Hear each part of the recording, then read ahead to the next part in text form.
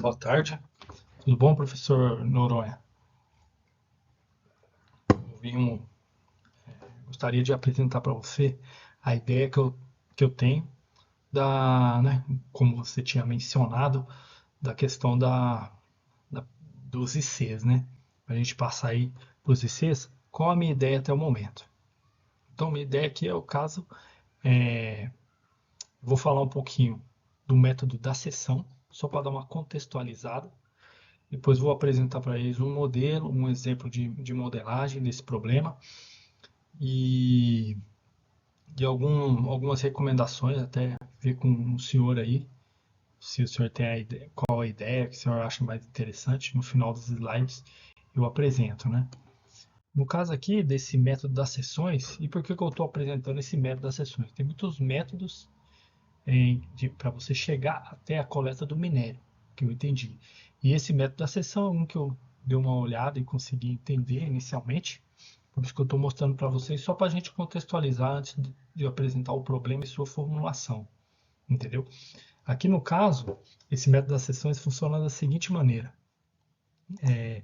Aqui ele vai gerando sessões, entendeu? Vai fazendo esses cortes aqui. E esse corte, como é que é? O minério, esse bloco aqui é o minério de interesse, onde está contido ali o elemento que está sendo buscado. E esse aqui é o que eles chamam de estéreo franco, ou seja, é um custo, algo que eles vão ter que tirar, um material estéreo aí, que não vai ser produtivo, mas que é necessário para poder chegar até o interesse, aqui está logo aqui abaixo, né? Então, perceba que vai chegar um momento que talvez o custo de remoção desse material estéreo acaba gerando uma inviabilidade financeira, porque é tão alto a ponto de não valer a pena devido ao tanto de minério no final. Então existe essa formulação, né, que é a relação estéreo-minério, que é esse REM. Basicamente é o, o volume estéreo sobre o, o volume de minério que vai ser colhido. É, normalmente aqui neste exemplo, o volume de estéreo aqui ele tem um custo. Aqui está especificado em $1 metro cúbico, né, para facilitar a matemática. Então, a cada metro cúbico de minério estéreo tem um custo de $1. E aqui, cada metro cúbico do, do minério em si de interesse tem 1,90 de valor. Então, assim, ele vai verificando a viabilidade de estar realizando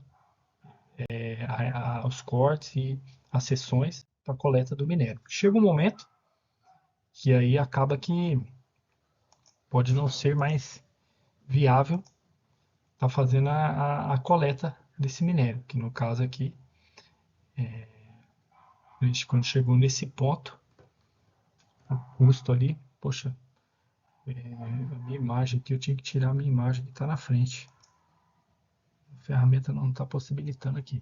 Mas tudo bem. Aqui o custo ele se tornou negativo, porque ele é o que, que é? Ele é a multiplicação do valor positivo aqui, que é o tanto que eu vou extrair, 5 vezes 1,90 menos 10 vezes 1, que é o valor negativo. Então ele ficou um valor negativo, quer dizer que não está rentoso, não vale a pena fazer a extração. Legal. Agora a ideia é o que, que é? Então você chegou aqui no minério. E como é que é feita essa extração do conteúdo aqui, desse segmento aqui do minério de interesse? É aqui que a gente vai entrar a questão dos blocos, no meu entendimento. Os blocos aqui, então, chegando ali naquele momento, a gente veio aqui, tirando o estéreo, e chegou aqui nesse momento. Chegando nesse momento, agora nós vamos começar. É feita uma segmentação, uma previsão em blocos do minério de interesse, e esse segmento ele é estimado no valor. Então, dentro do minério também, tem as composições nas regiões desse minério, desse bloco de interesse. Ele não é todo assim denso de uma condição de interesse única ali. Ele tem as regiões que têm os elementos de interesse ou não. Então é feita uma previsão de quais regiões desse minério, desse bloco, que é interessante, que vai ter o material que, que se busca, e para então ver quais regiões serão mineradas, né? E aí alguns chamam de blocos na literatura, outros chamam de stopes, pelo meu entendimento. E como é que acontece, né? Por exemplo, aqui, nesse primeiro segmento aqui, é fácil de escolher aqui o valor 42. Agora, na segunda seção, seria interessante esse bloco aqui, onde está estimado 45, 42, enfim. Para a remoção desse 45, e aí entra aquela restrição angular, né? Que é o quê? Aqui nesse exemplo, numa perspectiva 2D dos blocos, perceba que para fazer a coleta desse bloco aqui, dessa seção de minério estimada aqui, tem que ser feita a remoção dos dois acima, dos três acima. Esse aqui já foi removido, né? Então, no caso aqui, teria que remover esse e esse. Imagine que então tem toda uma matemática envolvendo, vale a pena? Este mais esse dá um negativo de 20. Que 10 aqui seria o custo de, de quebrar isso aí, o custo de minerar isso aqui sem retorno, né? Então existe um custo, mas diluindo aqui ainda assim vale a pena. Então, aí na seção 3, mesma coisa, seguindo essa regra dos três acima, e cada um acima também tem os três acima. Então, com isso, existem alguns algoritmos que fazem essa matemática, buscam o valor ótimo aí, encontrar o ótimo, de maneira mais interessante para o pessoal minerar. E aí tem os métodos de cones flutuantes. Eu cheguei a dar uma olhada, entendi esse método no algoritmo. Tem esse Lex Grossman, não cheguei a entendê-lo, não pesquisei também. E tem a programação matemática, que é o que nós vamos agora dar uma destrinchada. Eu vou trazer um exemplo para vocês, para eles estarem desenvolvendo. No caso aqui, o exemplo aqui, acredito eu, nível intermediário, que pode ser bacana, é tirado do livro do Paul Williams, de 2013. Então, uma empresa tem permissão para realizar mineração a céu aberto em um terreno de 200 pés com inclinação máxima de 45 graus. Ao considerar a extração de blocos, a empresa forma uma pirâmide invertida com 4 níveis de escavação, como ilustra aqui a imagem ao lado.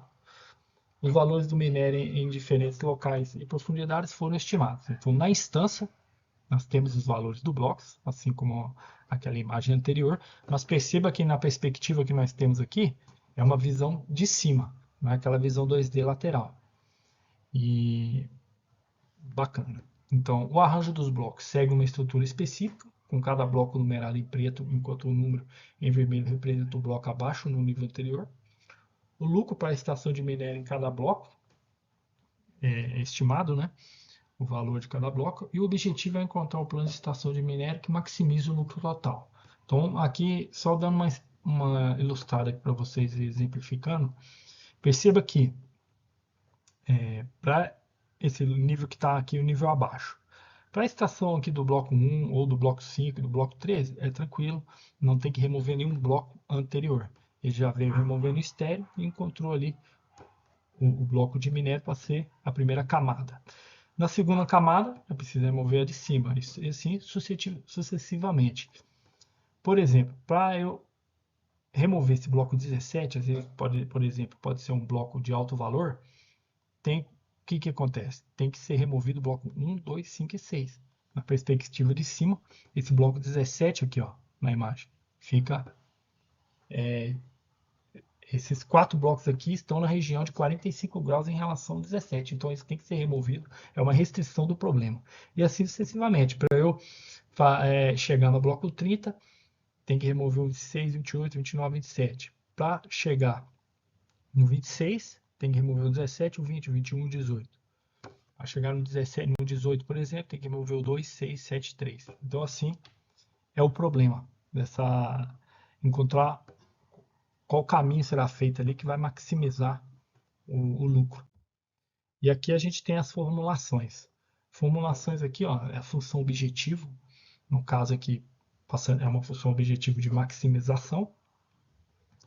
Ela é baseada no somatório aqui. E o índice aqui, o Bzinho, o B, aqui na ilustração do modelo, tanto o B como o B2, pertence ao bloco, que vai de 1 ao 30, ou seja, nessa instância, nós temos trabalhando com 30 blocos, né?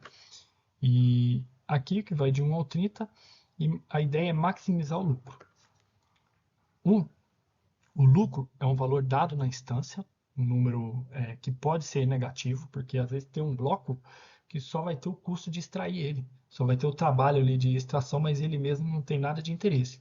O interessante está abaixo dele. Então pertence aí ao grupo pode ser negativo ou positivo, né? E a variável de decisão. Essa variável de decisão binária, 0, 1, ela indica o quê? Se o bloco foi selecionado para compor a solução, então nós adicionamos ele é 1. Então ele vai ser somado ao lucro, lucro somado na solução. Esse somatório vai calculando ali, vai incluindo todos os blocos compostos na solução. Se o bloco não foi selecionado para compor a solução, o valor dele é 0, logo isso aqui fica 0 e não é considerado. Então, legal. A ideia é maximizar o quê? O lucro, certo?